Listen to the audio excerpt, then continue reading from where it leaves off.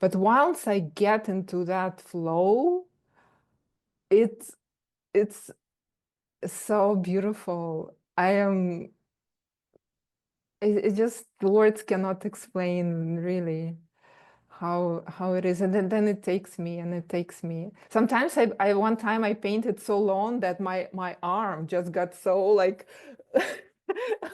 My shoulder, so I know. I was like, Yes. My so my left shoulder, I'm like, "Oh my gosh," right?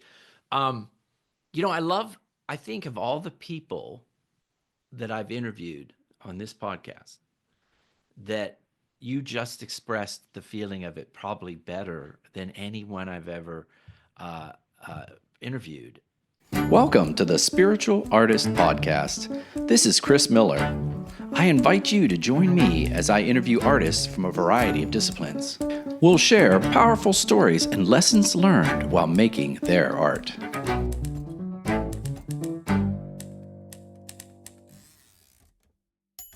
Good day, spiritual artists. This is CJ Miller, the host of the Spiritual Artist Podcast. And gosh, I had to just stop my guests from talking because we just keep going off onto these wonderful tangents.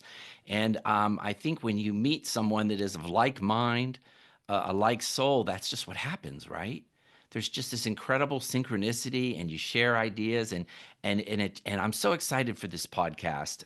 So let me introduce Victoria Tara. She creates captivating artworks inspired by meditation and her own path of healing and devotion. And let me tell you, these are beautiful paintings. I can't wait to share them. Her paintings weave together universal archetypes of wellness and intention for inner peace. See, when I even say that, I go, inner peace. She sees art as a living meditation, a way of remembering our true essence. Good morning, Victoria. How are you? good morning. I'm wonderful, thank you. I know. I'm sorry. I had to stop you from talking, but we were talking. I'm originally from Pittsburgh, listeners, and she was telling me how she visited Pittsburgh and sat down there where, like you were saying, the two rivers meet, and it's called the Point. We used to call it the Point. And do you know that's where I had my senior prom? Oh, Right. well, in Sanskrit, it's called Sangam, where basically the dualistic, I mean, symbolically, it represents where duality becomes one, where we meet and Oh, how become one. appropriate. Yeah, so it's a very um, auspicious place. In many countries, I went to also the Sangam Point in Germany, in India. It's considered one of the most sacred sites, especially in ancient civilizations. In Germany, it's like one of the oldest place in Germany is where the oldest settlement is where Rhine means Mosel River in Koblenz. Oh, It's wow. it's the same as it's in Pittsburgh. So as soon as I was there, I was like, oh, this is exactly where I want to go to sit in that place. I just sat there and meditated. That's You what know, it, I it's like to it's do. it's a beautiful spot. It's Pittsburgh is so funny because it's really squeezed on a small little piece of land. It's a big city, but you can walk across it very quickly from, one of those rivers to the other. I went back, we took our son there probably about 7 years ago for the 4th of July. And we sat down there on that point and they did the fireworks. Oh, I said that too. I have the best memories of Pittsburgh. It's such a sweet, beautiful town. I It liked is. it. It has a lot of Germans and Polish and Italians. And so tell the listeners where you're from originally and where you're living now. Yes, originally I'm from Ukraine. I'm from southeast part of Ukraine, and I'm living in Miami now for over 25 years. It's quite a while. I live on the beach. That's very different, I would imagine. Well, it's actually surprisingly it's not so different because south of Ukraine is very much it has a very mild climate. It's on the same latitude as south of France. Oh, I didn't So know it, that. yeah, even though it has 4 seasons, but it's very mild. And where I grew up was by the sea, by the ocean, and the whole landscape is just like Florida. It's very sandy, no rocks, very beautiful warm water. So I would and never have here, thought that. Yeah. yeah, it's called Azov Sea. It's a kind of extension of Black Sea that is connected to Mediterranean and then Uh-huh. to goes to Atlantic Ocean. So it's ocean water, but it's, it's not as vast as the ocean, but it still has the same beautiful qualities. So this is where I grew up. And Wow. Florida feels very much home to me. I love the ocean. I love the water. I love the vastness of the sky and the ocean. It just, to me, it's best place to meditate.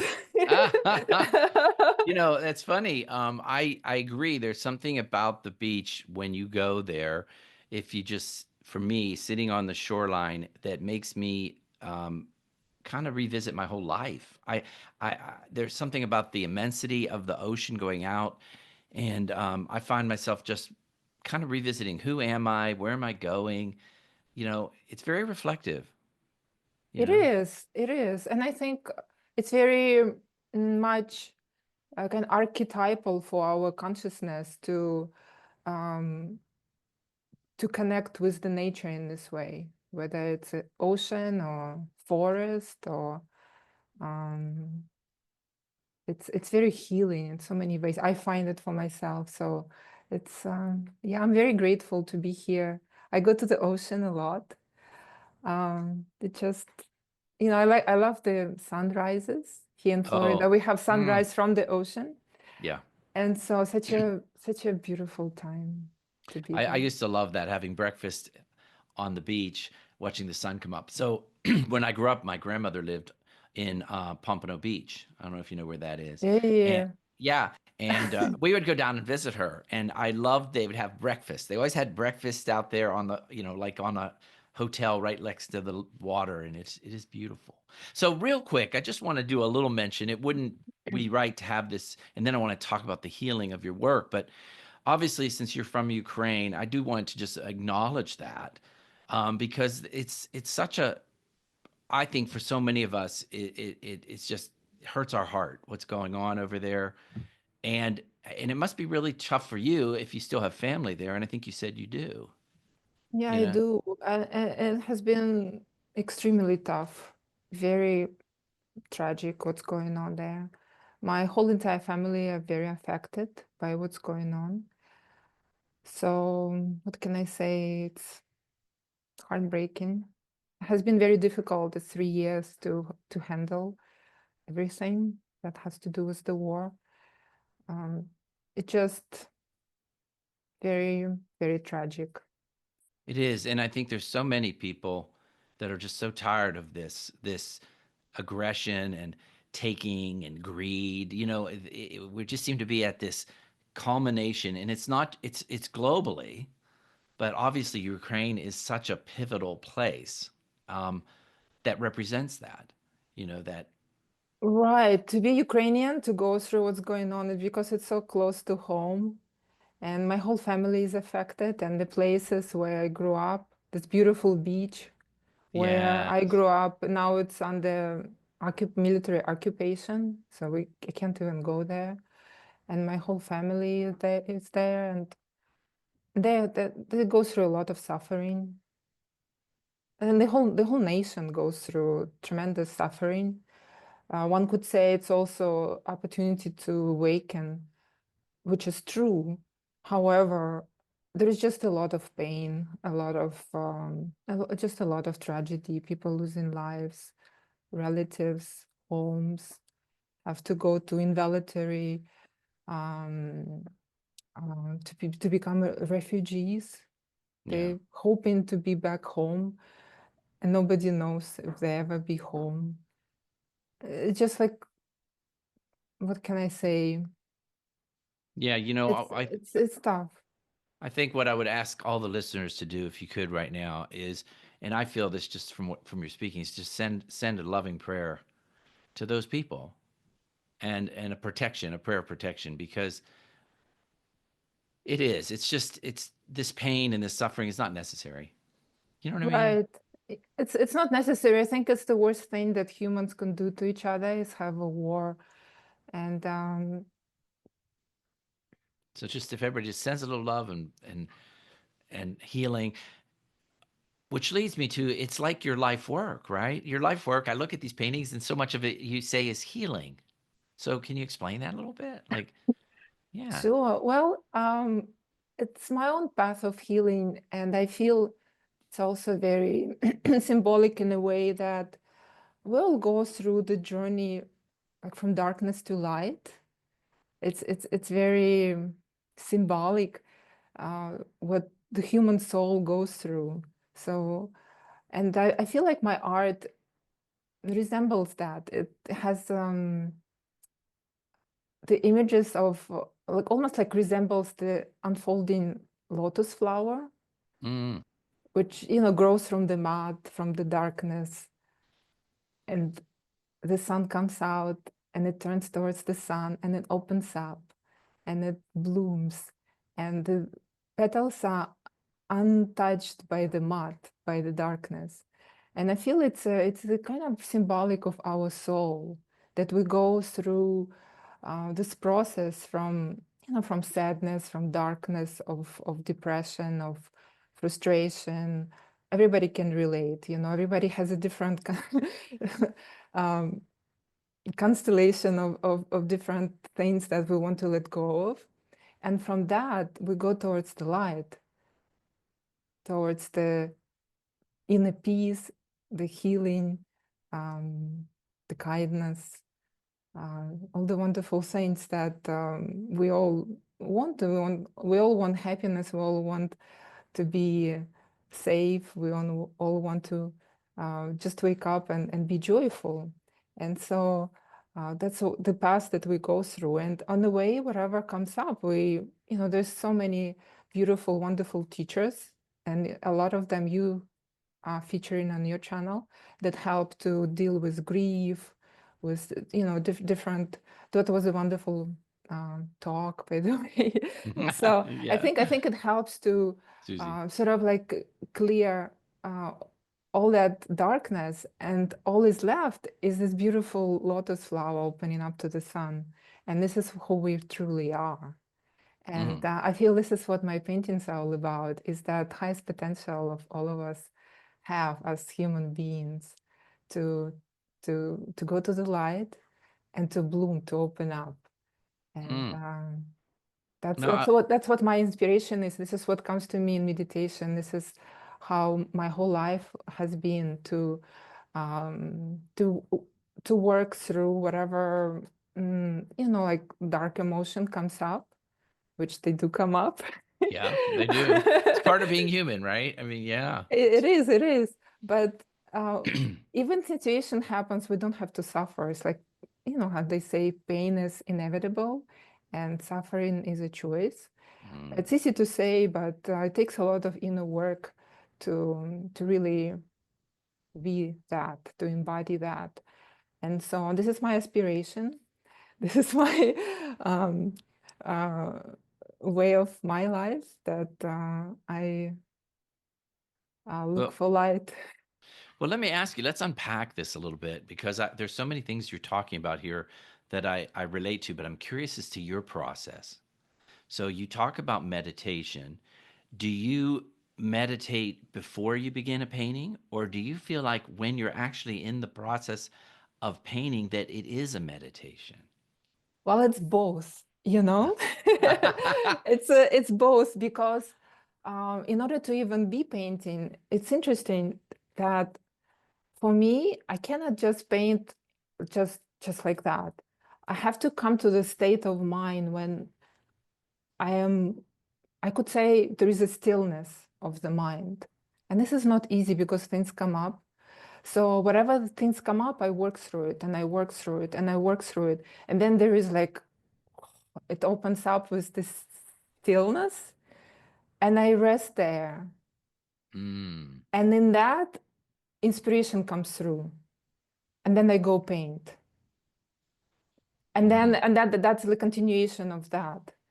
Time and space disappears and it kind of goes through. So I'm not even kind of conscious of what I'm painting. I am in this process of it just comes through me.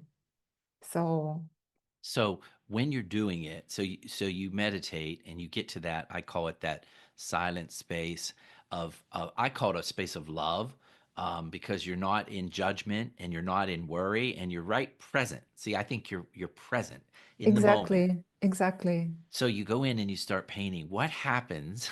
What do you do when your mind goes, your monkey mind goes and starts with a dark thought? You know, how do you, While I'm painting, yes, or does it not happen? well, while I'm painting, it's sort of like it's such an intense experience of this flow. I'm in the zone. Even something not aligned comes up, it sort of like disappears right away. It like blurs away. Oh, so that I think that for me, that takes a lot of practice to get there. And it sounds like you're very practiced at it because you now, how long do you stay in that state? Or how long are you able to stay in that stillness and push away all the errant thoughts? Is it an hour, 3 hours? Well, the thing is that I don't have to push the thoughts in this process. They all been pushed away. Something there is like this sort of like the flow which takes me. It moves away all the other obstacles. It can be long. It can be not so long. I never know. That's the thing. It could be half an hour. It could be 6 hours.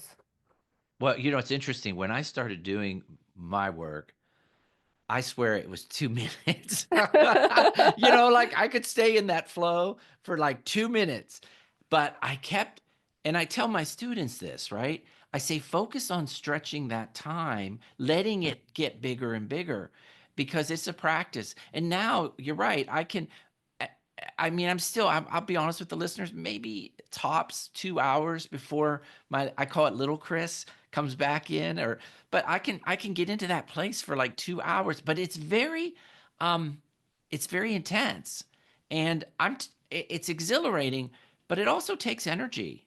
I, I mean, when I leave it, I'm, it's work. Do you feel that way? Because I think most people think, oh, well, no, it's not work. It is work for me to stay present. But do you feel that way? Do you feel it just comes? Well, it worked for me to get to the place where I feel inspired to paint. That takes work. Ah, Sometimes for weeks and weeks, it just things come up, the war and this and that, and the news, and life gets in yeah. between. So I cannot just decide that I have 2 hours of time and I just paint this day. It just might happen or might not happen. It just like that for me. But once I get into that flow, it's it's so beautiful. It just words cannot explain really how it is. And then it takes me and it takes me. Sometimes I one time I painted so long that my arm just got so like My shoulder. So I know. I was like Yes. My left shoulder, I'm like, "Oh my gosh," right? Um, I think of all the people that I've interviewed on this podcast, that you just expressed the feeling of it probably better than anyone I've ever uh, uh, interviewed. It's this wonderful connection and see, I feel like it's a connection. Now, I don't want to get into whether it's called God, Allah, Jesus, Buddha, the one, but I am connected to something. And for me, I call it creative intelligence, but it's lovely. It's lovely. yes, it's the most incredible experience in my life. That's why I'm painting. And the life of the artist is not the easy life. It's Mm, it takes a lot of courage to be an artist it does. in this world. And so, but to just be possibly with that flow, to be in that creative connection, it's worth everything. It's just amazing. And so, Yeah. I I think in every culture there is a way to call it. And for somebody it's a Buddha, for somebody it's Jesus, for somebody right. it's a Christ consciousness, but it's all the same, it's just different names. When it comes to this point, it's the same for everybody, which in that I feel this is like the most what unites us as a humanity. I agree. And that's why I call so here's how I explain it. It's spirit, and it's not nameable. See, it's beyond names.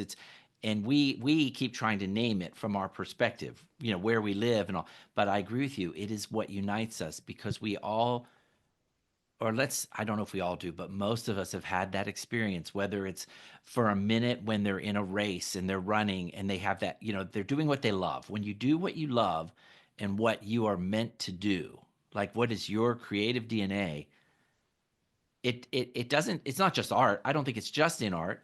I think it could be Sure. singing or playing an instrument or whatever, raising kids. There's those moments. Right. Yeah, like moments of connection. The connection, like connection to something higher, right?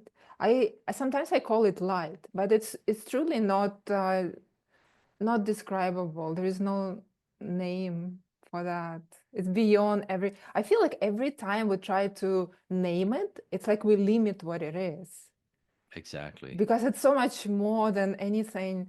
Naming it describes just the aspect of it. It's just like one little part of it, and then it's infinite ways it could be explained. Mm.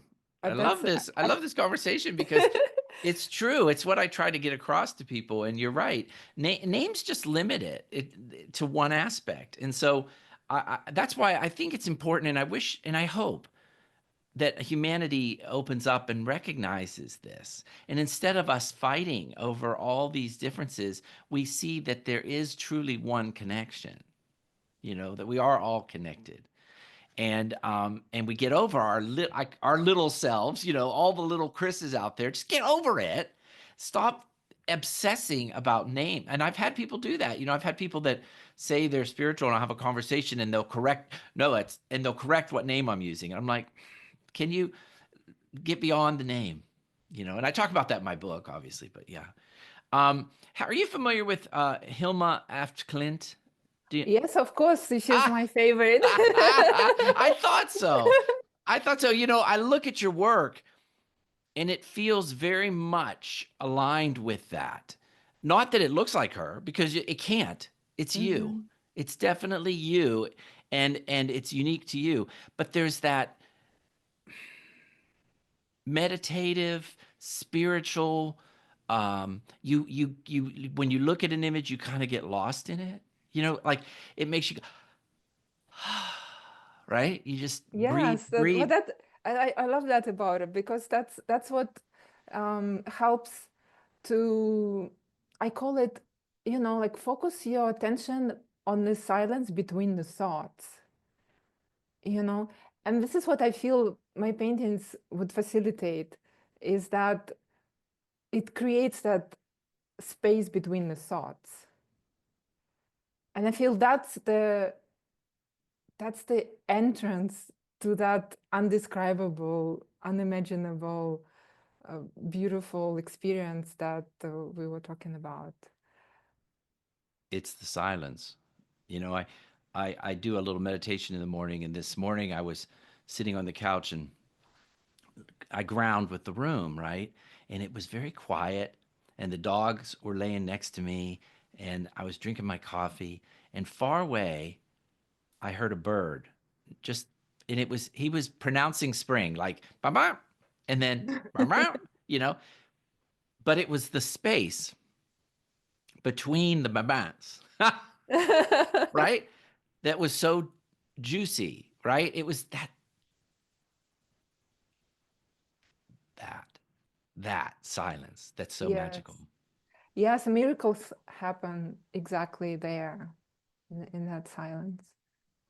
And I think your artwork does captivate that. It captures that. I'm sorry. It captures that, you know, that you see it in there. And that's where I feel like it's very Helma Aft Klint, you know?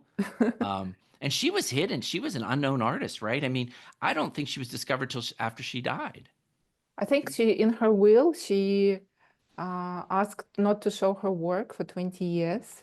It was in storage, sitting there for 20 years, and then it was uncovered, and now we know her. She just decided that it was too early for humanity to see it. How interesting. I would love to see it in person. I don't. Have you ever seen it in person? I have not, but I saw the beautiful documentary about her, which I Yeah. think really captures a lot of her essence and her work. I really loved it. I can relate to her story of her life as well. But I mean, in some ways, I feel a little sad because for us as artists, we want to be recognized while we're Alive. alive. Well, that's like Not you were saying. 20 years later, it's okay. That's what you were saying, though. It's not always easy being an artist, and I think not because I'm saying I'm a victim or anything, but you have to stay focused on your own message, right? I mean, you got to paint what you feel. I try to teach my students that because so much when you go into art school, they're always trying to teach you to imitate someone else. It's like, well, this is how Matisse did it. This is how Picasso did it. This is how, and I'm like, oh, stop that. Mhm. And so when you like look at your work and you get down to it, what I would tell is you're uncovering part like you do gravitate towards orbs, right? The circle shape is that means something to you. Well, it's a universal archetype actually of healing and protection and wellness, and goes on and on and on. Every culture, if you look at the ancient culture of the world, on all continents, it was always circle present in every culture. Well, let me ask you a Because trick question though. it's a sacred Victoria, symbol. Yes. did you know that before you started drawing it, or did you just feel a need to draw it? I just felt the need to, it was not even a need. I have a little bit of a crazy story. Okay. It's a long story. Oh, we like crazy stories. How I started painting. I mean, I was painting all my life. I went to art school. I was trained in the classical fine arts. You know, it was like 8 years formal education in fine arts. And I always knew I wanted to be an artist since I was a little girl. I just never knew what is it. At the time, I did not know what is my like a signature as an artist. Like I knew I can paint, I could do landscapes and portraits and this and that. You know, I have a skill. But as to be an artist, you have to find your own signature. What is it, the message? What is it that you want to express? And for me, that was not until 2010. It's a long story. It's all right. I'll make it short. No, people So love. Yeah. I happened to go to India on my first trip to India, to one of the largest gathering of humankind, spiritual gathering called Kumbh Mela. It's where all the devotees and like enlightened beings and holy people they gather together. It's based on astrological alignment in this particular place at this particular time. People gather together, and it's literally like millions and millions of people has been gathering for thousands of years, like that. And I am coming from Miami. I just happened to land there, not knowing what I'm doing. I had close to zero kind of reference as for what it means. I was not expecting to see what I saw there, which was very like intense spiritual gathering. Was not for Westerners. Nobody No. spoke English there. And here I am. And so even though it was very unusual, something in me felt like is somewhat familiar. Like I was not scared or intimidated. I was just there, just walking day by day over there. And we were lucky to have someone taking care of us in terms of this family, Indian family. I was with my girlfriend. It was two girls from Miami. I was just, they were like, "What are you doing here?" It was in Haridwar in northern India. Anyway, so we kind of like got under the wind of this family, and we did what they did. So we were kind of protected, which was a good thing that I find out later, that was important. Anyway, long story short, at the end, it was kind of like a auspicious day where after all the prayers, after all the pujas and special rituals, we were getting into Ganga. We just had to dip in the Ganga. It's like, Okay, you know what? what? I have to interrupt you, Victoria. This is so wild. I just read about this in National Geographic. They had a whole spread on this ceremony and how big it is. And they get into the river, right? And Yeah, it's a cleansing ritual. cleansing ritual. Isn't that so? It's appearing in me. So It's a, synchronicity, it's coming up twice. So you actually did that. You're Wow. right, and it was back in 2010. In fact, we had Kumbh Mela this year, it just ended last month. It was happening at a different location, but it was even bigger one. I did not go to that one, but back in 2010, while we got into the water, and I didn't understand what anything means, the mantras. Can you imagine? I'm just like a Ukrainian girl from Miami. It just landed there. So I was Yeah, just I would be overwhelmed. Listeners, it's just thousands of people, and it, millions of people, millions. oh, it's huge. And We they talk. cannot even comprehend how big it is. People are like all over the place, and it That was, would, and I have a thing with crowds, Victoria. I get like, so it's, I do too. I give you, I am so impressed. I'm so Well, impressed. it was one of those that I had no idea how it happened. I just kind of found myself there. And here I am everybody's going to Ganga. Okay, we're going to Ganga. And I got into the water, and the water was so cold. It was March, and the Ganga was just coming from Himalayas, from the glaciers. It was ice cold. And I get into the water, and I love water, right? I grew up by the ocean, so I have no problems with water. So I get into Ganga, and it's cold, and I relax, and I was like, with everything being overwhelmed, you can imagine, I just kind of like exhaled, and I closed my eyes, and I saw that movement, like the painting. I saw a painting of what could be one of my paintings. And it was circular. It was this circular painting, and I was not painting for many years at that point. I was a realtor in Miami. The opposite of painting. Right. And it was not my intention to start painting or anything. It was just like a gift. It was a miracle. And so I closed my eyes, I saw it, and then I was like, what is it? It was just like inner question, what is it? And this inner voice, which was not like channeling or anything, it was just like, it was me, but it's like a voice of authority of some kind in me. And it said, this is Yantra. I was like, what is Yantra? I had no idea. And it was like, well, you will go Google it.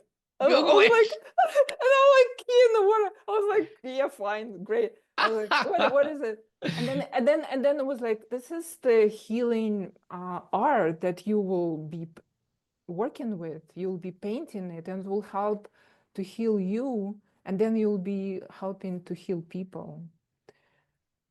And I was like, whoa. Wow. So are you telling me And that then your higher self said Google it? it was funny. It was funny, right? I know And it's true, right? but I mean, that's how it happened. And I learned about it later. I came and I Googled what Yantra is, and it is like symbolic representation of the universe, cosmic union. It's very profound. And I got really into it. I learned all about it. I do workshops now on it. Oh, wonderful. and and I tell people about it. But it could be it's just a visual tool for meditation practices. It could be pretty much anything. It's how we use it. And so when I came back to Miami after that trip, and I started painting, and I started learning about deeper side of Vedic meditation. I have a spiritual teacher, and it's just here I am, or 15 years later. Now, how do you spell that? Yantra. Can you spell that? Is it, YANT, like mantra, but yantra. with a Y. It was a Y. I'll have to look into that. Well, it's very ritualistic. It's been used in Vedic culture, in yogis use it for Yeah. meditation, and it's truly really really profound what it can give to the practitioner. But of course, it requires knowledge and perhaps guidance of a qualified teacher.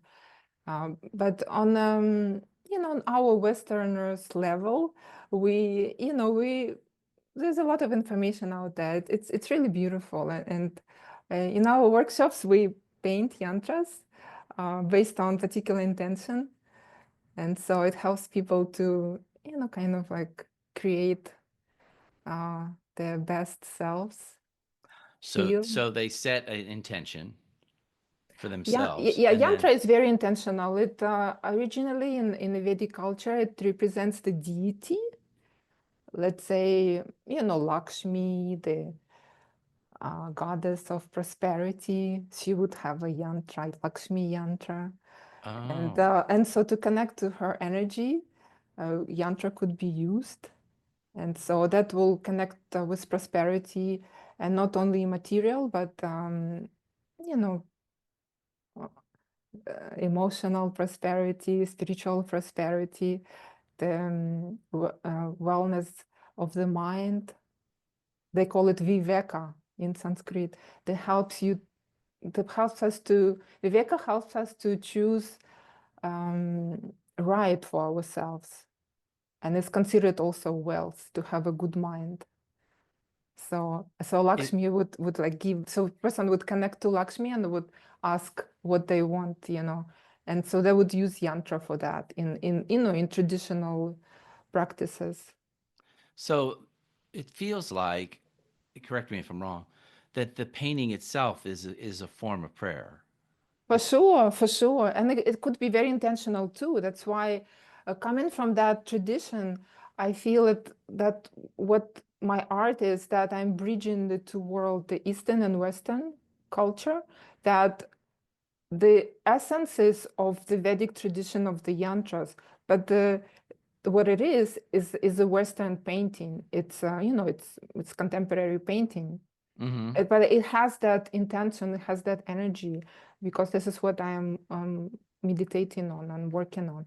And in fact, I do commission artwork where I would connect, like, let's say I would do commission painting for you, and we'll work together on, meditate on what kind of quality would you like to sort of like bring forward in you, and then would create the intention for that.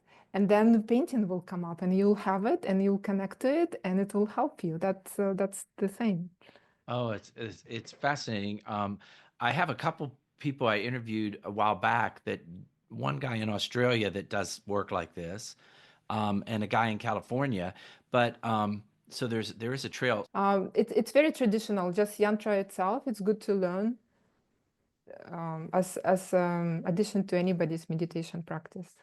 Well, I'll check it out, and I was thinking about what you talked about, and I'll tell you what my process is I do what you do, and then I step into that silent space.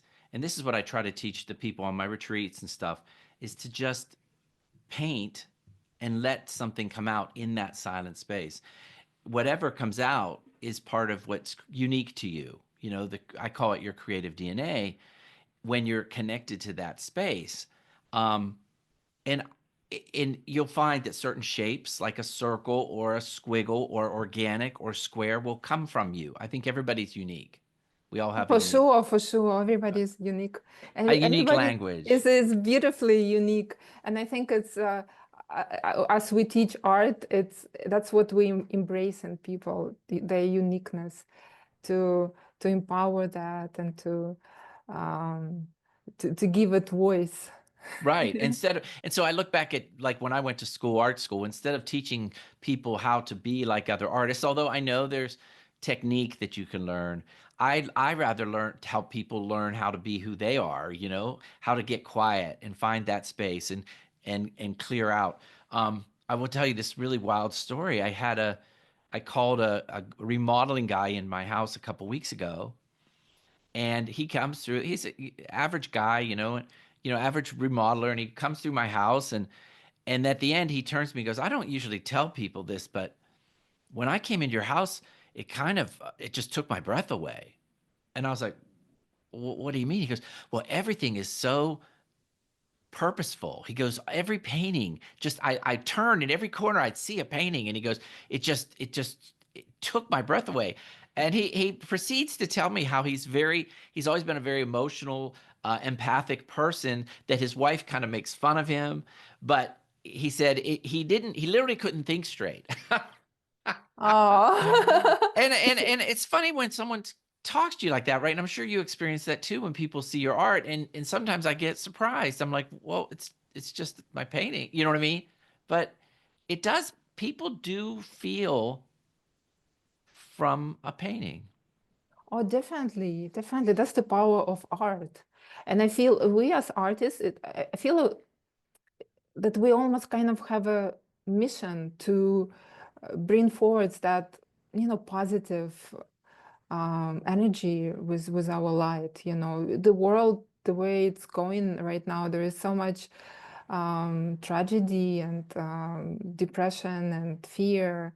And I feel art has a power to help to connect people to their true self, which is that blissful, bright light experience of wholeness.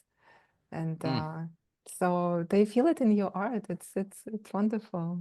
I think you're right. And for me, it's to do that with abstract, to make someone feel something with abstraction is such a challenge and a gift. I mean, if I draw a little puppy, it's easier for people to see, oh, it's cute, it's a puppy. But when I draw something abstracted and yet they walk in, like your work, and you feel it, that's, to me, that's what abstract is so powerful. It's almost communicating something much deeper. Well, I'm Okay. sorry. It is communicating It something much. is. Yes. It is because it kind of bypasses the logical mind. The mind wants to grasp to the form. Like, what is it? The puppy. There's no puppy. Like, what is it? What is it? And then it goes deeper into emotional field. And this is why it connects there. That's why I feel in terms of spiritual impact, abstract art is even more powerful than figurative art.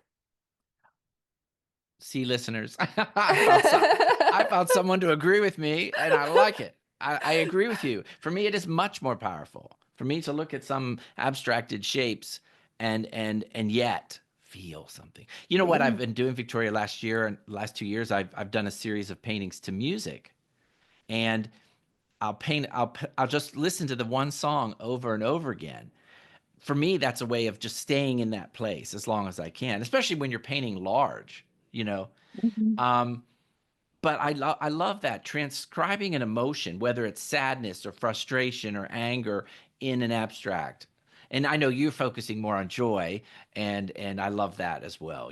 When I have an interview of a man about 2 years ago, a muralist. He says, we're at choice, and you have chosen to express light. What's interesting? Something in me beyond my mind have chosen it, because whenever I am like sad, depressed, or kind of like not feeling my best, I just cannot paint. I just cannot literally paint. It's just not possible. physically not possible. Even if I try, one time I tried, I had a commission painting, and I had a deadline where I had to, have Make it it ready. happen. Right. And I was like, gosh, I got to do it today. I have time. And then I was not quite in that place. And I tried to force, like, like Yeah. Force it. do it anyway. And literally I had a back pain, like something clicked. I could not even move. Like I was like, I could not do it. So I had to sit, I had to clear myself out. I had to, it's just like my way of painting is just like that. You know, I hear you. It's funny. When I did that, I painted a painting to a sad song, but the painting itself looked happy. And I think I might be like you. And so what I think is I like the word transmute. I transmute that emotion into love. Right. Well, I did that too. Like I had to transmute that whatever, was not so um light into that stillness, Mm. because interestingly, unhappy thoughts are very loud, right? They're like all over, they're like the static. But the happy thought, it's just quiet. It just it does not create that turbulation. For me at least. So for me, it's just to get to the stillness, to get to the stillness. And once I get to the stillness, I'm already content somehow. This has been. I'm learning myself, so. Oh no, we all, and we're, it's funny, we're always learning, right? It's always that Right, another layer of the onion. You're peeling it off. You're always right, learning. right. I'm As, always yeah. as from that day in India, in the Ganga, as it been unfolding, I'm learning myself. It has been my most profound, deepest teacher. My paintings are my my teachers indeed. So That's lovely. Your paintings are your deepest teachers. Is that what you said? Oh, that's beautiful. Well, this has been a great interview, and I love the energy of it. Is there anything else that you want to share with the listeners that we haven't covered? Because we've talked about a wonderful lot, and oh, good, all good. yes, well, I invite listeners to visit my website. We'll have Yes, it down in the notes. It's victoriatara.com, and could check out my paintings and enjoy. it's funny. I was thinking when you said that. One last question. Well, I wonder if she has trouble painting for certain clients. But then I realized you probably don't, because you're not painting them. You're painting what they want to be. You're painting the positive attribute that they're focused on, right? Like, Well, it's a good way to put it. I have been having sometimes there is not easy clients to paint for. It's true. But it becomes my own practice to um, go through to clear out what is that for me is not so easy to work with, because at the end it becomes my own issue, right? right. Like I feel the person is too much of that or too much, that becomes an obstacle. But it's my obstacle, right? They're just a mirror reflecting it to me. So it becomes even like deeper spiritual process for me to work with what I call like difficult clients. It becomes like a biggest, even bigger gift in a way that gives me opportunity to process that.